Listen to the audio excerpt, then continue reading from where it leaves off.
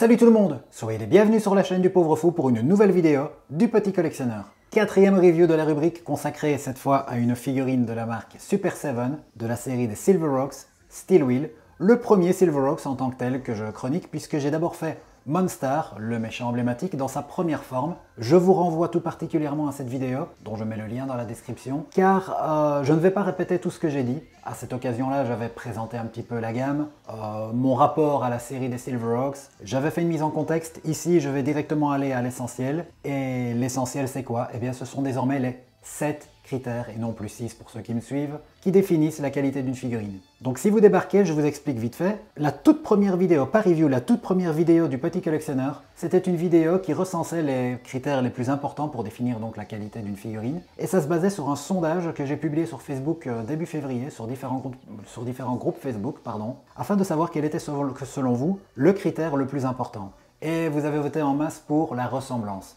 Parmi ces critères, il y avait la beauté, la ressemblance de la figurine, la prise en main, sa stabilité, les bonus et accessoires, ainsi que le packaging. Et j'ai rajouté très récemment le contrôle qualité. Voilà, car j'ai fini par constater que certaines figurines avaient des soucis à ce niveau-là et j'estime qu'il est important d'en tenir compte. Voilà, on ne peut pas en faire fi. Ce n'est pas un critère qu'on peut immiscer au sein d'un autre, donc c'est un 7e. Voilà, 7 c'est beau. La ressemblance, j'en parlerai donc en fin de vidéo, en mode off, même si là vous direz je suis en off, vous ne me voyez pas, mais je suis en direct aux côtés de la figurine. Pourquoi est-ce que c'est intéressant de savoir si c'est le plus important? Eh bien parce que je vais faire un bilan à la fin en recensant chaque critère, est-ce que je l'estime positif, neutre ou négatif, mais j'accorderai plus d'importance donc à la ressemblance et je vous conseillerai ensuite ou non l'achat sur base donc des résultats obtenus, mais je ne vais pas faire une addition mathématique, il n'y aura pas des points sur 10, il y aura donc 3 évaluations possibles comme je l'ai dit, bien, moyen ou pas bien, mais il y aura un petit peu de feeling. Par exemple, si j'ai 5 critères positifs et 2 négatifs, mais imaginons les 2 négatifs c'est justement la ressemblance et par exemple le contrôle qualité et ça déconne de tous côtés, c'est un exemple, je ne dis pas que ça va être comme ça pour celui-ci, il se pourrait que malgré tout je sois frileux à l'idée de vous encourager à acheter la figurine. Voilà, je pense que c'était bien de le préciser.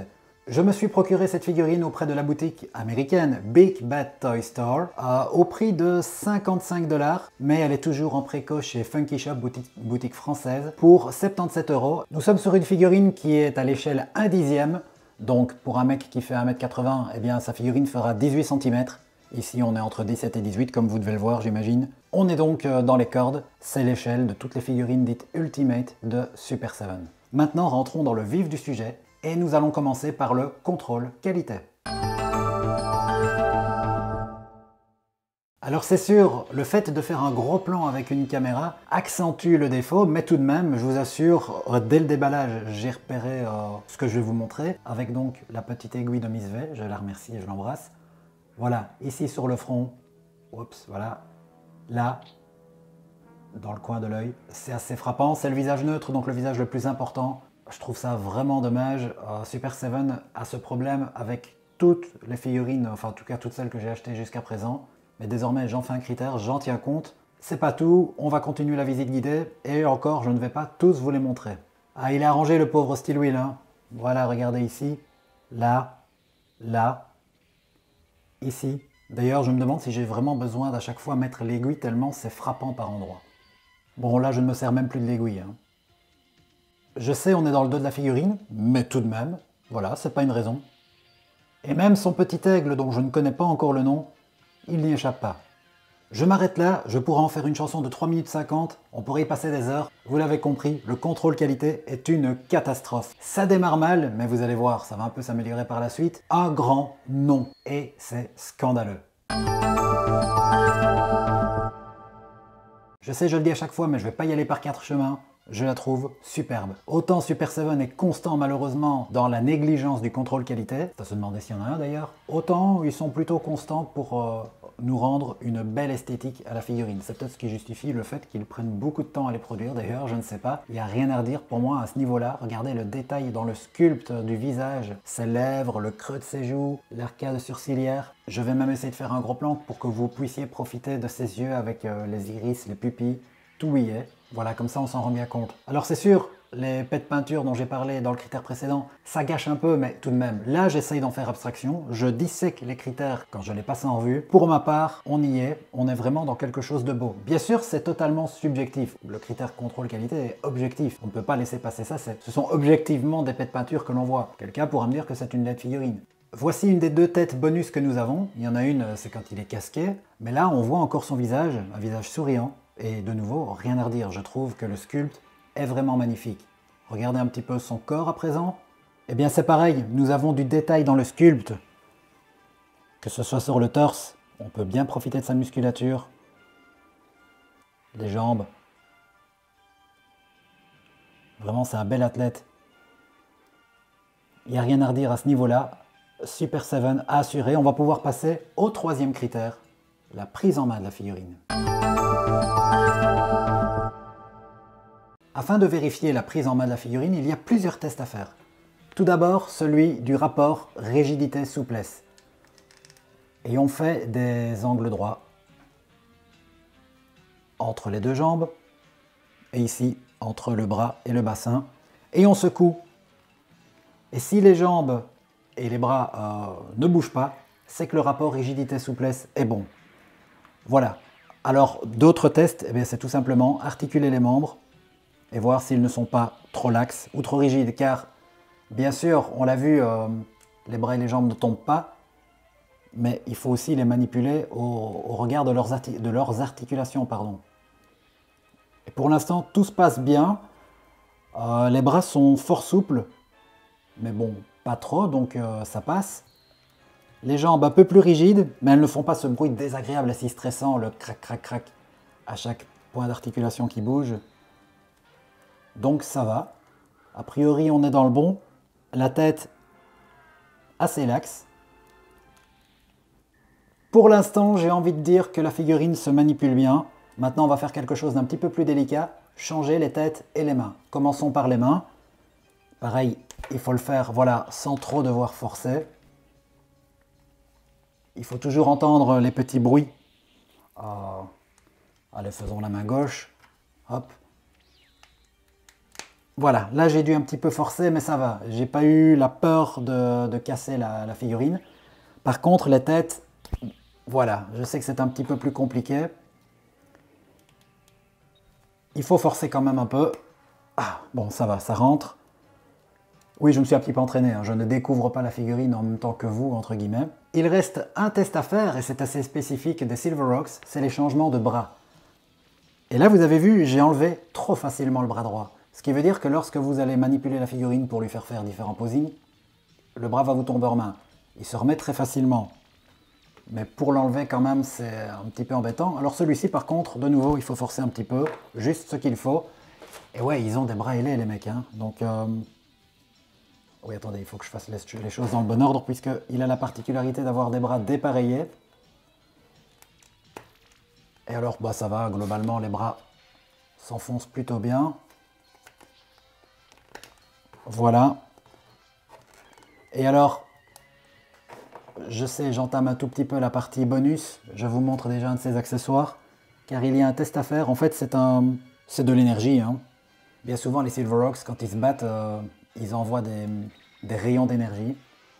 Voilà, ils ne se battent pas avec des coups de poing, coups de pied. Enfin, je dis ça, peut-être que ça arrivera sur les 50, 60 épisodes, 65. J'en ai vu à peine 10. Voilà, il faut un petit peu forcer, mais ça va, ça s'enfonce. Et ça s'enlève sans trop de difficulté. Bref, je pense que pour la prise en main, on peut dire qu'on y est.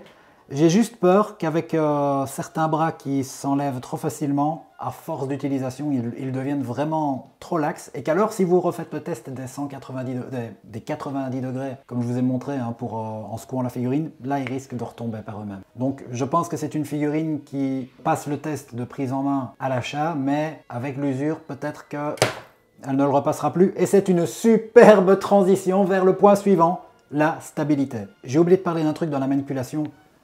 Le torse est rétractable, hein. Et bien sûr on peut lui faire courber les chines comme ça. Ça bouge beaucoup là, ça se balade pas mal.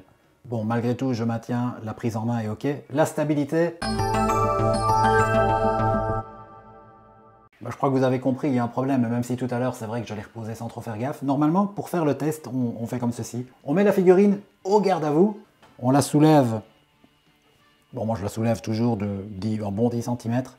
On la repose, on lâche. Ouais, bah bon, tant mieux, elle a tenu. Mais je peux vous assurer que j'ai fait de nombreux tests pour mon plaisir, je veux dire, lorsque j'ai découvert la figurine lors de mon déballage perso, elle n'arrêtait pas de se casser la gueule. Vous allez dire que je cherche la petite bête, mais je me dis que là c'est un coup de bol. On réessaye. Bon, eh ben je vais jouer le jeu, hein, puisque pour la review tu veux bien tenir. Oui, parfois je parle à mes jouets. Ah, ouais, petit coquin. Bon, ok, ça marche, d'accord. Pourtant, il est bien au garde à vous. Or, c'est pas le posing, c'est le posing le plus neutre, mais c'est pas toujours le posing le plus simple à obtenir, de vraiment mettre les jambes jointes sur des figurines, quelles qu'elles soient. Bon, cela dit, même en écartant un petit peu, ça fonctionne. Bon, ok, bon, bah ça va, d'accord, je me rends, je vais dire que la stabilité est ok.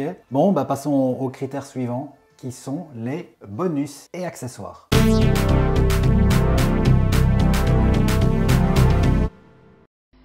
Silver Rose, mi-homme, mi-métal, de puissants guerriers qui protègent l'espace du mal. Balioque, l'oiseau d'assaut, attaque avec Quicksilver et utilise ses redoutables ailes. Bluegrass, attention à moléculaire, tire. Balioque à la rescousse, feu. Silver Rose, les hommes oiseaux protecteurs de l'espace.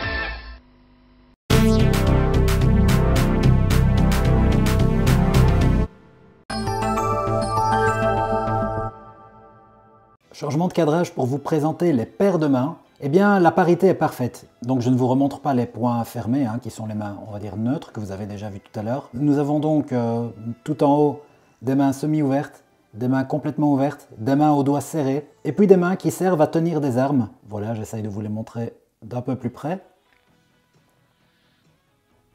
Voilà, comme ça, je pense que vous les verrez un peu mieux.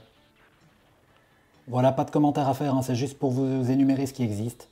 Afin d'être complet, je vous montre la troisième tête bonus, enfin la deuxième tête bonus plus la principale. Donc la tête casquée, mais on s'attardera dessus lors des comparatifs. Vous l'avez vu tout à l'heure lors du test de contrôle qualité, un aigle. Ce n'est pas Teddy Hawk qui lui appartient à Quicksilver. Je ne sais pas comment s'appelle cet aigle, je vous dis, je n'ai encore vu que 9 ou 10 épisodes de mémoire. Probablement que Steel Wheel va acquérir son propre petit aigle espion, voilà. Et on l'a dans deux configurations, mais zéro articulation. Hein. Enfin, c'est pas grave, hein, c'est un bonus. Au final, le fait de l'avoir deux fois, c'est comme si quelque part il s'articulait, puisque là, bah, c'est le même aigle, mais qui prend son envol. Et ils ont une bonne taille, hein, regardez. Je le mets à côté de Steel Wheel, avec l'envergure. C'est pas triste. Je vous les ai montrés tout à l'heure, les projections, les tirs. Hein. Vous les avez déjà vus lors d'un test, les bras, quand il est paré, tel qu'ils le disent dans le dessin animé, pour déployer leurs ailes, voilà. Et ensuite, des armes dont je ne connais pas la signification, vous aurez compris pourquoi, j'ai pas encore vu tous les épisodes, où je ne retiens pas tout par cœur. Et là, on a... Ah non, je croyais que c'était un peu de peinture. Parfois, il y a la peinture s'écaille aussi, je ne l'ai pas dit, mais contrôle qualité vraiment inexistant. Sinon, c'est sympa, on a du détail quand même dans le sculpte. Et alors, une arme qui a deux versions. C'est assez cocasse, hein, c'est une bouche ouverte ou fermée. Bon, faisons le test. Hop, ça se change très facilement. Petit test afin de vous montrer comment on fait tenir une arme. On prend donc pour rappel cette main-ci. Et bon, là, il faut un peu chipoter. Et toujours bien vérifier à ce qu'évidemment l'index vienne se mettre sur la gâchette. Et voilà, ça se met plutôt facilement. Bonne prise en main à ce niveau-là. C'est un grand oui. Les bonus sont nombreux, variés. On a suffisamment de mains différentes. Le sculpte des armes, je ne sais pas s'il est fidèle, mais il est bien détaillé. C'est fun, on peut les utiliser facilement. Donc là, j'ai rien à redire. C'est dans le vert. La boîte brune, Super 7 fournit toujours la boîte de la boîte, comme je le dis. C'est peut-être un objet qui fait plaisir aux collectionneurs. Pour moi, c'est une protection de plus, c'est bien, mais esthétiquement, ça n'a pas grand intérêt car le super logo des Silver Rocks, on le retrouve sur la boîte principale. Il y a juste les mentions légales de ce côté-là et rien d'autre à signaler. Voici donc la boîte avec son couvercle, tellement transparent qu'on me voit au travers. Et donc le logo de l'aigle, hein, le symbole des Silver Rocks. Le faucon. Hawk veut dire faucon en anglais, excusez-moi. Et donc, on l'enlève comme ceci. Et là, nous avons les blisters qui sont apparents. bien sûr vide, hein, puisque j'ai déjà tout déballé. Ça rend plutôt bien quand c'est occupé, mais personnellement je ne suis pas fan, même si bon, le logo Ultimate, qui est propre à la gamme de Super 7, il est sympa. Le logo des Silverhawks ici, bah il en jette, hein, c'est vrai. Là on a donc, oui c'est ça, les mentions légales. Ce que je regrette un peu, c'est qu'à l'arrière nous n'avons qu'une simple illustration, qui ne m'a pas l'air canonique, bon plutôt ressemblante au personnage, avec un petit texte qui parle du personnage, c'est en anglais évidemment. Perso, j'aurais aimé une illustration canon tirée du dessin animé, et ce que j'aime encore bien, c'est quand on montre le reste de la gamme, avec un gros plan de chacune des autres figurines. Je vais dire mitigé, je me souviens pour Monster, j'avais carrément été jusqu'à dire qu'on est dans le négatif, mais bon, on voit qu'ils ont fait un effort avec un beau couvercle, comme ici. La boîte brune, je n'en tiens pas compte, hein. Ça c'est plus de l'ordre du colis. Venons-en au dernier critère, le plus important, les comparatifs des visages.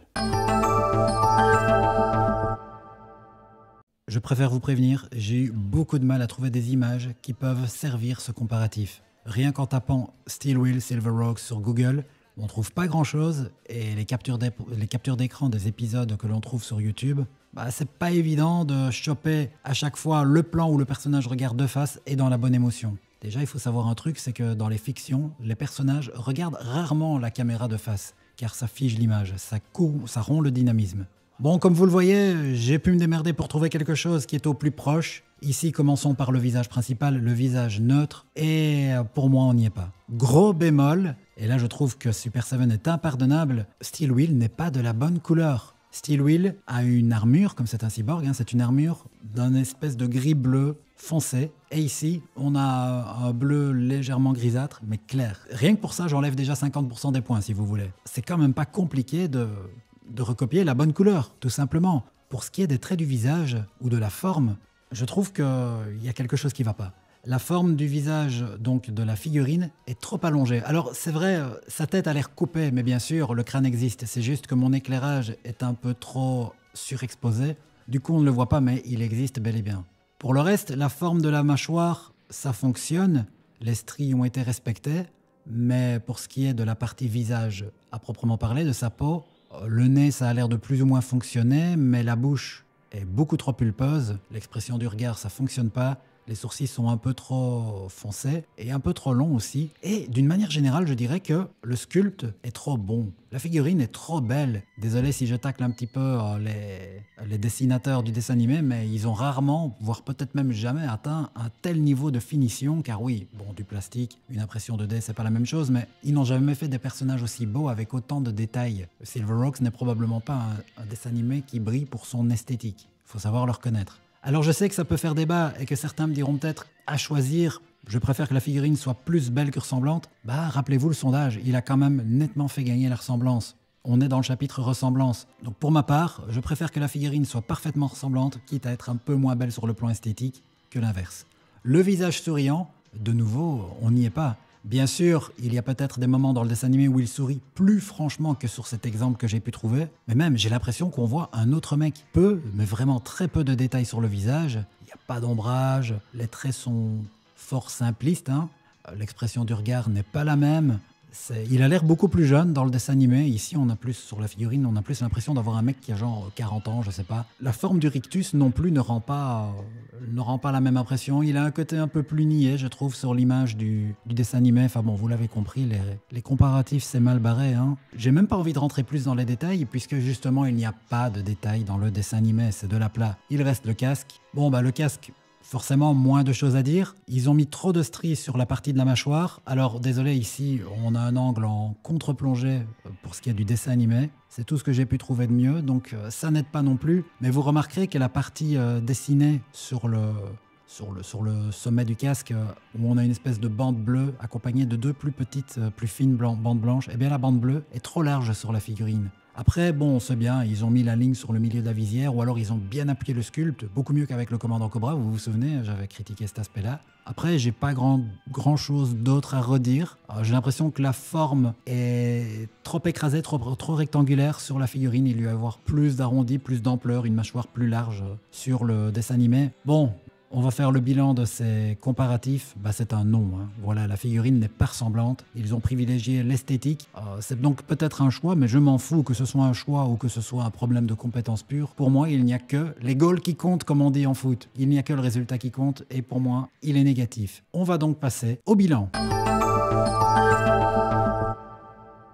Pour rappel, les critères dans l'ordre qu'on les a parcourus. Le contrôle qualité, vraiment très très négatif. La beauté, vraiment très très positif. La prise en main, bon, j'avais dit tout à l'heure que c'était ok, mais il faut savoir qu'entre le moment où j'enregistre cette partie en off avec les comparatifs puis le bilan, se passe la même journée, mais quelques heures après l'enregistrement de la review en tant que telle. J'ai donc mûri ma réflexion, je vais mettre mitigé. C'est vrai, il se manipule pas mal, mais on sent qu'il y a une laxité dormante qui fait qu'à terme, la figurine va trop balloter.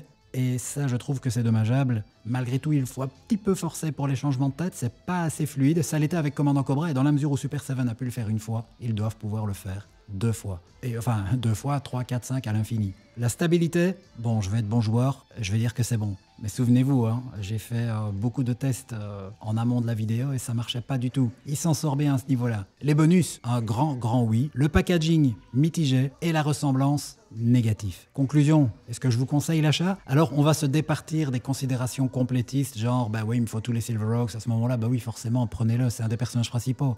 Non, je ne parle pas d'un point de vue narratif, mais d'un point de vue qualitatif de la figurine. Ce serait même le héros, ce serait même Quicksilver. Si ça va pas, ça va pas. Eh bien, je suis mitigé. Je vous dirais pas forcément. Voilà, vous voyez, je suis pas toujours gentil. Hein. Jusqu'à présent, on a eu 3 reviews dans le cadre du petit collectionneur. J'avais dit à chaque fois oui, un franc oui pour Commandant Cobra, un oui un tout petit peu plus tempéré pour les 2 autres. Ici, c'est mitigé et du coup, le mitigé par défaut se transforme en non. Oui, ça bon, j'y suis pour rien, c'est comme ça. Je ne trouverais pas que ce soit un scandale s'il pétait les scores en termes de vente, par exemple. Je ne dis pas non plus que c'est une figurine honteuse, elle a la chance quand même d'être fort belle, et oui, la beauté. Pour moi, ça reste peut-être le 2e critère le plus important. Il y a peut-être un peu plus de vert que de rouge sur ma feuille, mais je l'avais dit en début de vidéo, ce n'est pas une addition mathématique de vert et de rouge, c'est aussi un ressenti global, et la ressemblance est très importante. Voilà, je suis conséquent avec moi-même, avec vous-même. C'est vous qui avez voté à mes sondages sur Facebook. En somme, je prône un peu le vote blanc, si je puis dire ainsi. Je ne vous pousse pas à l'achat, mais je ne vous dis pas absolument non, fouillez cette figurine. C'est ce qu'il faut en conclure quand on met que c'est mitigé. Cette review est à présent terminée. Je vous remercie de l'avoir regardée. Je vous rappelle d'aller me donner votre avis dans les commentaires. J'échangerai avec vous avec plaisir, qu'on soit d'accord ou pas. La prochaine review, je ne sais pas laquelle ce sera. Normalement une G.I. Joe prochainement, mais sans garantie absolue. Et quoi qu'il arrive, si même j'en fais encore une de G.I. Joe, après, il va y avoir un break au niveau des reviews. Par manque de temps, il faut que je produise aussi d'autres formats, hein, bien sûr, plus classiques dans les LPC. Voilà, donc je préfère ne pas faire de promesses. Ça vient comme ça vient, mais vous le voyez, je suis quand même plutôt régulier depuis quelques mois sur la chaîne. Je vous dis donc à très bientôt. Ciao les amis.